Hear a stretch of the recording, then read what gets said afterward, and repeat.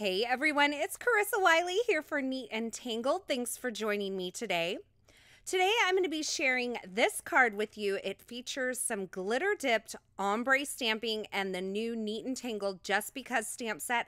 I love these big bold letters and they're perfect for a technique like this because it offers a lot of real estate. Now I love how you have your big scripty word and some like block sentiment fonts, but you also have the coordinating dies in both the detail and the outline and a couple little bonus hearts with the die sets as well. So when you use all of this together, you have a lot of different options, but we're going to be using that stamp today and we'll also be using the coordinating dies. So I'm starting out with this big Love You stamp and it's mounted in my mini MISTI, and because it's a brand new stamp, I'm going to go ahead and prime this stamp just by adding a little VersaMark ink to it and wiping it off with my hand. Not a super difficult technique, but trust me, when stamps are new, this does help.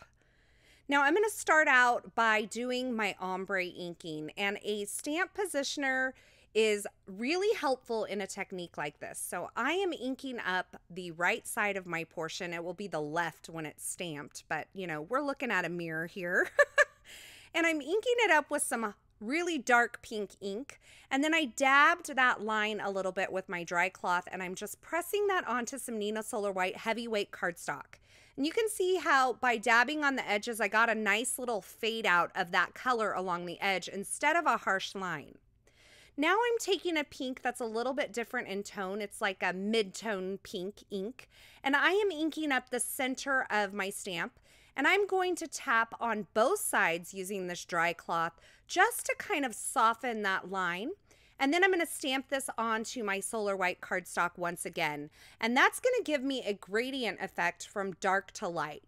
Now, once I had stamped this, I really wanted to intensify that color in the middle. So I'm going to go ahead and go back in with this pink ink, and I'm just going to ink the center of my stamp again and then do my little blotting here once again and stamp that onto the cardstock again. And because I'm stamping with the stamp positioner, this is all lining up perfectly. Now the final color I'm going to use is a light pink ink, and I'm going to clean up my stamp just a little bit. I don't have any stamp cleaner on this or anything. I'm just kind of wiping off the excess dark ink so that I don't ruin my light pink ink pad. And then I'm going to ink just the left portion of this with the lightest pink ink. I'm going to blot off that edge once again, and I'm going to stamp it onto my cardstock. And you can see that beautiful ombre stamping that I achieved just by inking different portions of the stamp and stamping my stamp several times. Now I decided I wanted to create even more of a gradient effect, so I'm bringing in a red ink pad here, and I'm just inking up the very edge of the right portion of this stamp right now, and I'm blotting it off once again with my dry cloth, and I'm going to stamp that, and it's just going to give me a little bit of red edge on that left hand side, and it's going to create a greater difference from the darkest color to the lightest color and give me more of a gradient effect. Now, I forgot to leave my stamp in place on the MISTI, and I need my stamp to stay in the exact same place for this technique. So what I did was I did this exact same technique over again. I'm cleaning off my stamp. I've left it in the exact same place. And now I'm taking the piece of cardstock that I have stamped, and I'm going to go ahead and heat set that with my heat tool because I'm going to add some embossing glitter over the top of this, and I don't want embossing powder to stick to any of that dye ink that still might be wet. Now to make sure that it's not going to stick, I just poured a little embossing powder over the top, and when I was sure that was good and dry, I can put that right back into my MISTI, kind of nestle it into that lower right hand corner to make sure everything's going to line up well. I treated it with a powder tool, and now I'm going to add some VersaMark ink. Now you can do this a couple of ways. You can take your ink pad directly to the stamp, or you can do what I'm doing. I'm using a little finger dauber here, and I am going to pat the ink along the bottom of this stamp. Now I'm not taking this all the way up. I'm just doing the very bottom portions of that U word that's on the stamp, and I'm kind of tapping up and down so I get an uneven line. If I wanted one straight line of ink or of glitter right across this, I could take my ink directly to the stamp and do it with the straight edge of that ink pad. But I really want it to kind of be a almost dry brushed effect, so that's why I'm using the little dauber to kind of pat it on. And then I stamped it right over the top of that previously stamped image. And I'm taking some Wow embossing glitter here. This is the metallic gold sparkle. And I'm sprinkling that right over the VersaMark ink that I stamped onto this image. Now, there were a couple of areas that I kind of wanted to knock off a little bit of that powder. So what I did was took a dry brush and kind of just dabbed it away. And now I am heating this from the back side. And I'm heating it from the back side so that I don't blow off all the glitter. I'm going to start to melt that powder, let the glitter kind of set into the embossing powder, and then I can heat from the front. And this is going to give me a really cool ombre image that has kind of a glitter dipped effect.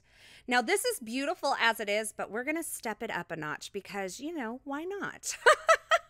So I'm going to place this right back into my mini MISTI. I have my stamp in the same position that it was before.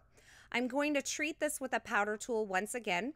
And this time I'm going to ink up the entire stamp again with some VersaMark ink. And I'm going to stamp right over the top of that glitter embossing powder and all that beautiful ombre stamping that we did. And we're going to coat this with some clear embossing powder. This is going to do a couple of things. This is going to add a whole lot of shine and dimension to our sentiment stamp here. And it's also going to help lock in the glitter that we've already added. Because sometimes even with an embossing glitter, even though it's kind of set into the embossing powder, you can get some stray flecks of glitter. So this is a really cool way to add some shine and lock in that glitter. Now it's, once again, beautiful as it is. You can see the shine, and that glitter kind of intensifies once it gets a little bit of that clear coating over the top. But I didn't want to stop there, and so I figured we could make this even more like glossy and even more dimensional with a whole nother layer of clear embossing powder, because in my world, if one is good, then 10 is better, right? We're not going to do 10 layers of this. Don't worry about that. But we are going to do a second layer. So once again, I have my piece here in my MISTI. I've inked it up with my VersaMark ink, and now I'm adding a layer of clear embossing powder over the top. And I'm going to heat set this once again, and this is going to make it super glossy, super dimensional, and that it's really going to make that glitter pop. And I love this effect.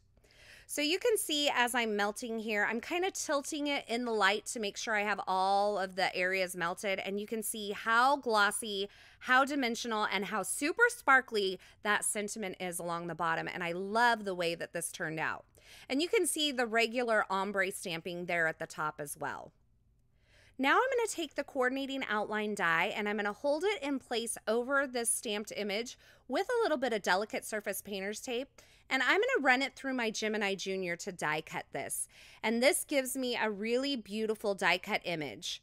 Now, by combining the stamp set with the dies, it allows you to get some more different looks on your cards. And I think it's great if you can pick up both the stamp and the die set, because you have so many more options for using this.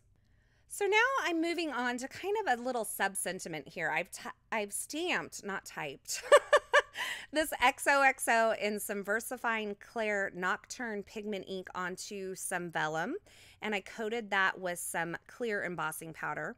And then I stamped this more solid heart here onto the same vellum with the VersaMark ink, and then coated it with that metallic gold sparkle embossing powder.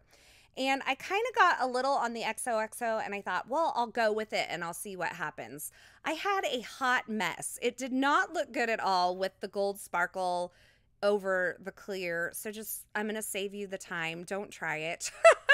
So I went back, re-stamped it again, added the clear embossing powder, and now I'm just taking a pair of scissors and fussy cutting around this little XOXO sentiment. And this is really an easy little piece to kind of fussy cut around. You can see I'm moving the paper, not my scissors, and that's going to give me a cute little accent for the front of my card. Now, to add a little color behind this sentiment and to add some dimension to this, I die cut several pieces of pink cardstock using that outline die. And this is going to add a little color when you're peeking at it from the side. It's also going to add some dimension. And I'm just using some tape runner adhesive to stack these all up. You could also use some liquid adhesive. And I'm going to finish that stack of 4 with that stamped sentiment that I created with the ombre stamping and the glitter dipping. So you can see from the side there, it makes for a really cool effect to have the color kind of peeking out.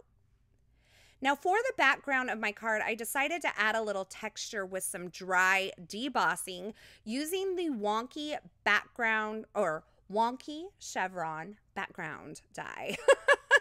And I am running this through my die cut machine, but instead of using my regular die cutting sandwich, I am adding an embossing mat in here. And you have to kind of look at your machine and see what sandwich is required to do it with an embossing mat. You can do this with a big shot as well. You'll use the Spellbinders tan embossing mat and kind of set up your machine as if you're using an embossing folder. So if that helps you kind of go in the right direction with that. I've also taken this Wonky Chevron background die and die cut some pink cardstock from it. And I'm just going to put this small little area onto that debossed area just to kind of draw some attention to it. And to add a little pattern to this, I am just taking that XOXO stamp and stamping it in some pink ink on top of this pink cardstock. And then I'll adhere that in place with my tape runner. Now this didn't have enough dimension for me because I'm a little overboard when it comes to dimension. I'm not going to lie. So I added a little foam adhesive behind that stacked up sentiment, and I added some foam adhesive to this XOXO, and I mounted that. And I'm also taking these glitter embossed hearts and adding those with a little bit of dimensional adhesive as well.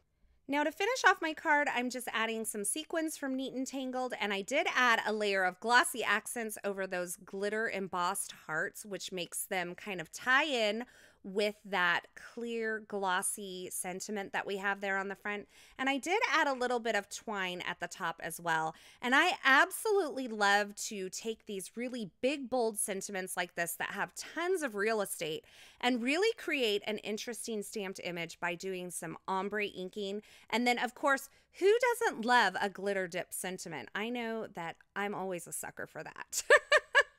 So there you have it, a fun card featuring the Neat and Tangled Just Because stamp and die set, as well as the Wonky Chevron background die. I really hope you enjoyed this project. If you did, be sure to give this video a thumbs up and don't forget to subscribe here to the Neat and Tangled YouTube channel so you don't miss any of the future card making and paper crafting video tutorials. As always, thanks for stopping by, thanks for watching, and until next time, I hope you have a fabulous day.